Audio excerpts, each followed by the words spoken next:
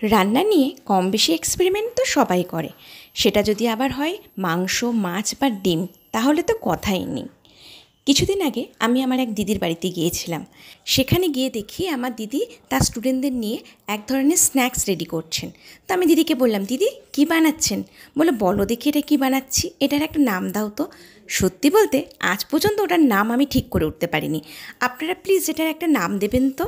যাই হোক, একদিকে দেখলাম চিকেনের পুর, একদিকে দেখলাম ডিমের পুর, আর একটা সাইডে ময়দা মাখা আছে। একটু ময়দা লেচির আকারে কেটে নিয়ে সেটাকে বেলে তার মধ্যে চিকেনের পুর দেওয়া হচ্ছে, আবার ডিমের পুরও দেওয়া হচ্ছে, এবং দিয়ে সেটাকে মুড়ে নিয়ে নানা রকম আকারে শেপ দেওয়া হচ্ছে।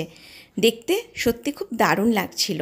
আর সেগুলোকে ডুবো তেলে ডিপ ফ্রাই করে গরম গরম চায়ের সাথে যখন খেতে দিয়েছিল, আহা, সে যে কী খেতে হয়েছিল, দুর্দান্ত টেস্ট, দারুণ ছিল। আমার এই দিদি হলেন নাচের টিচার, তো উনি প্রায় তার স্টুডেন্টদের নিয়ে এরকম কম বেশি এক্সপেরিমেন্ট করেই থাকে। যাই হোক, আপনারা কিন্তু জানাবেন এটার কি নাম দেয়া যেতে পারে।